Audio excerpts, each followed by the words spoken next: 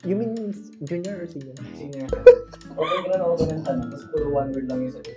Pitch nga. Oo nga. Wait lang, naambush ako ng question na yun.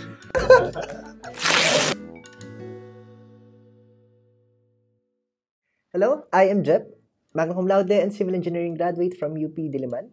Also your science mentor here in the Maroon Blue Book. Sige, so nag-junior high ako sa Nereo Arwakin National High School. Then nag-senior high school ako sa Binyan Integrated National High School.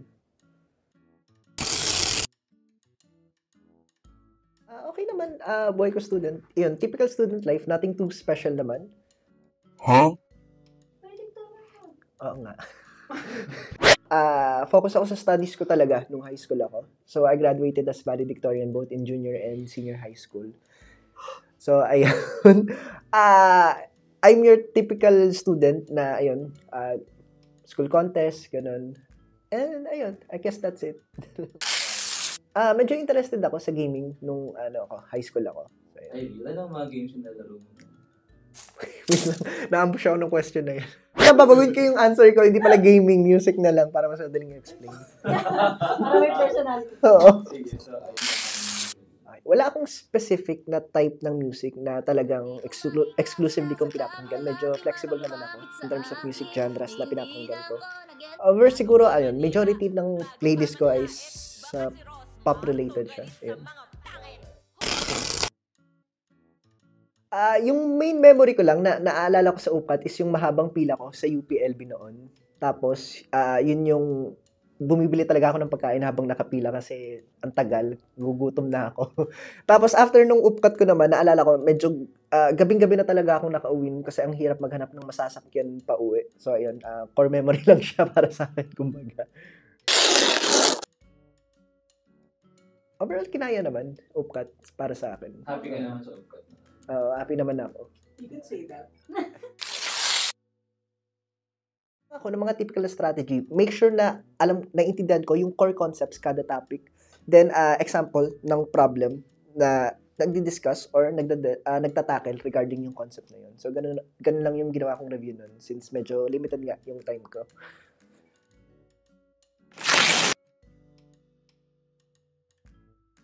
So, medyo deadly siya. Especially nung nag-second year and third year na ako. Pero ayun, luckily nakasurvive naman ako. And ayun, just yung typical na college tips lang. Ayun, don't be afraid to ask questions sa prof and sa other batchmates mo kung may hindi ka naintindihan. Ayun, don't be afraid to spend a little more time para i-explore yung topic na yon and i-broaden yung understanding mo. Especially kung para sa'yo is like mo yung topic na yun, no? Also, be sure to breathe and enjoy life din paminsan-minsan. Kadalasan ng college students na nalilimutan kasi yung life lesson na yan. But yeah. Main na specialization ko nun is actually, yung thesis topic ko kasi combination siya ng dalawang field. Oh my God! Wow! So, sa civil engineering kasi, maraming field yon of specialization. So, pwede kang maging under construction engineering and management, pwede kang under hydraulics and hydrology, water resources and engineering, no? Pwede ka ring under geotechnical, or pwede ka ring under transportation engineering, and lastly, environmental. So, yung topic ko nun sa thesis ko, no? Combination siya ng construction and engineering management and environmental engineering. So, medyo hybrid siya.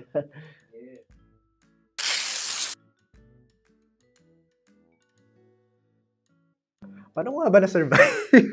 Siguro na-survive ko siya by, ayun nga, yung sinabi kong lesson earlier na don't be afraid to actually ask question and admit na, uy, nahirapan akong intindihan itong topic na to, or hey, I think it needs a bit of rest kasi feel ko hindi na talaga gumagana yung utak ko. So, ayun, don't be afraid to say those things lang.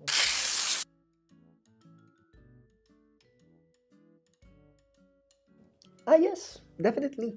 Very hands-on yung pagdidiscuss kasi ng engineering fields doon, especially yung sa mga ibang lesser-known fields kagaya ng environmental engineering. Kasi kung i-compare mo siya sa curriculum ng ibang civil engineering campuses dito sa ating country, kadalasan kasi limited lang talaga sila sa structural or construction engineering and management or di kaya transpo, no? Hindi na masyadong na-explore yung ibang fields, which is, na-hit ng UP yung mark para doon. And ayun, yung typical pa rin, na-enjoy din namin kasi may mga equipment din for our laboratory dun sa ating college sa UP. So, yeah. Great. Siguro, most memorable life lesson ko sa college is don't be afraid na mag-take ng risk. Kasi, especially nung first and second year ko, sobrang hesitant ko na mag-explore ng mga bagong bagay, sumali ng orgs, ganun, and meet new people, try new things. Ayun, na-explore ko lang siya sa second half nung second year ko and yung the rest of my years na, ayun nga, don't be afraid to try it. It's okay. Learn new things along the way.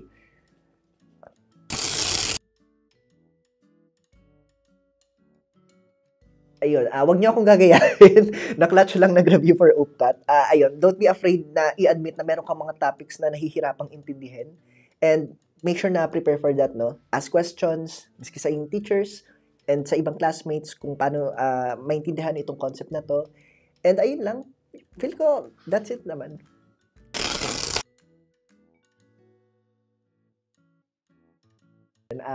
Kagaya nga ng ating motto sa UP, serve the country. Ayan. Masyadong big ba? Okay. Babaguhin ko na. Can you serve? One word. Okay. Advice sa mga future civil engineer. So, yung engineering field in itself, medyo deadly siya. Ayun. May ganun naman siyang reputation, I think.